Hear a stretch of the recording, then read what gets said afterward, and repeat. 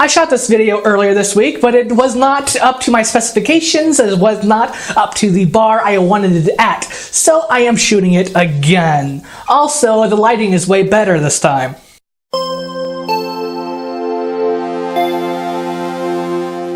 This video is about petitions and the problems that I have with petitions, the online ones. The petitions that I don't have problems with are the ones that are to put stuff onto ballots, because those generally have a goal, a stated goal of this many signatures will get this on the ballot. It's in the laws, it's legit. Except for when non-legit people do them, I guess. One of my main problems with online petitions is that anyone can do them.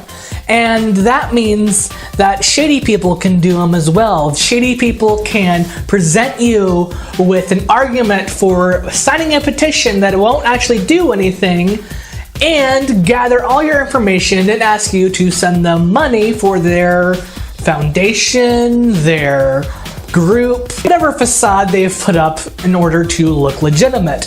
I'm looking at you, Moral Outcry and the Justice Foundation.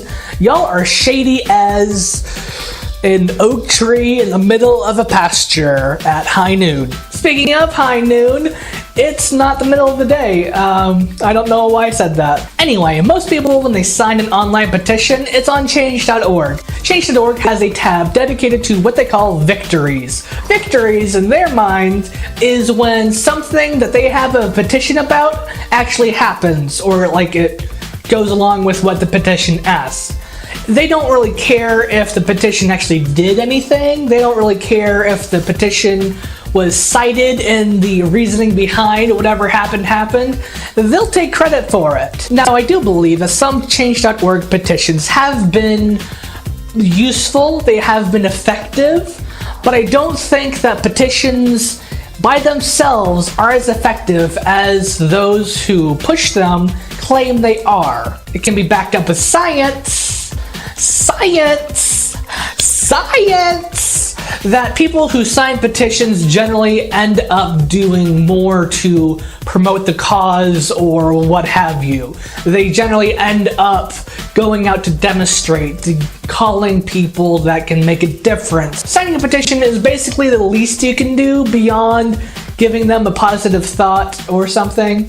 The worst are those petitions that are supposedly going to the Supreme Court. Again, looking at you, Moral Outcry. And the ACLJ, don't you think you got away with this? I've listened to the ACLJ's radio program for years as a kid, and now my battery is dying. The ACLJ stands for American Center for Law and Justice. They claim to represent all that is good with America. They represent clients pro bono all the time somehow, even though they're lawyers, and lawyers do charge a whole lot for their money. So how they're getting their money? Oh yeah, they have petitions all the time, so that in turn the ACLJ can turn around and spam you with begging and pleas for contributions to their vital work. Also sign this one too, even though it's not going to do jack squat. I can see a petition being used in, say, a legislature like the Congress or the state Senate or something, showing, hey,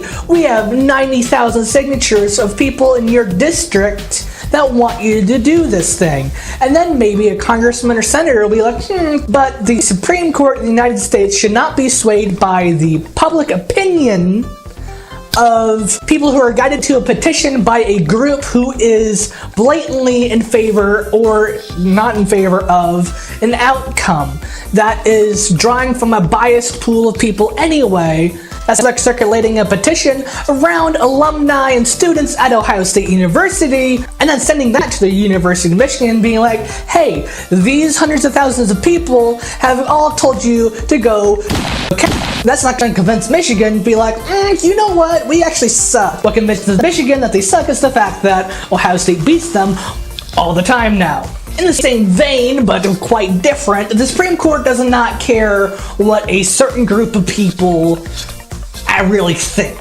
They don't care if 80,000, if 90,000 evangelical Americans think that such and such should be illegal or such and such should be legal. There are 200 million people in this country. It's not the same as like a poll where they ask like several thousand or tens of thousands of people what their opinion is on such and such a thing. And a good polling company will actually poll people from all walks of life.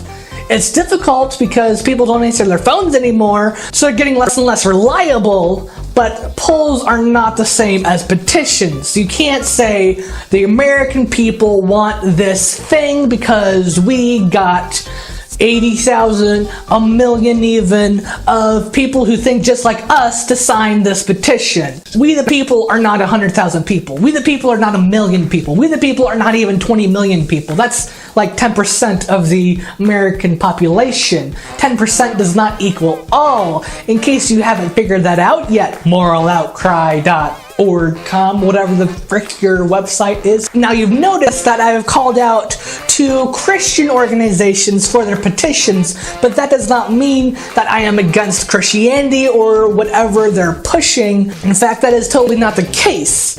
If you sit down and talk to me, we'll have a discussion about it and you'll discover many things. My thing is that they are pushing petitions that are presented in a deceitful way. They are presented as things that will fix these issues rather than ways to add you to their mailing list. In fact, moraloutcry.com does not even have a privacy policy. When you click on privacy policy on their website, it does nothing. It's just a piece of text. It's not a link to anything. But right above where you sign their petition, they do say they're not going to sell or share your information with anyone. So I guess that counts as a privacy policy, but it's still shady. I'm just pushing back on what I see on my social media feeds. I'm sure that there are people on the other side of the debates that are also being a little shady, a little disingenuous, and straight up lying to people who are signing their little petitions. I'm not saying that you should sign no petitions. That's not what I'm saying.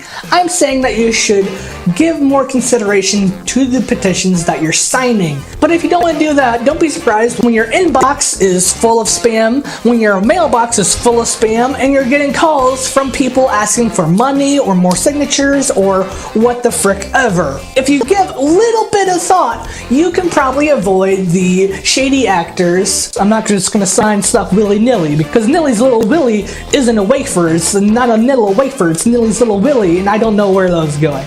I'll give you the most basic of advice. If a petition seems shady, do not sign it. If a petition seems too good to be true, don't sign it. If a petition claims that it can fix something that is part of a law, if a petition claims that it can overturn a law by itself, don't sign that, because that's a lie.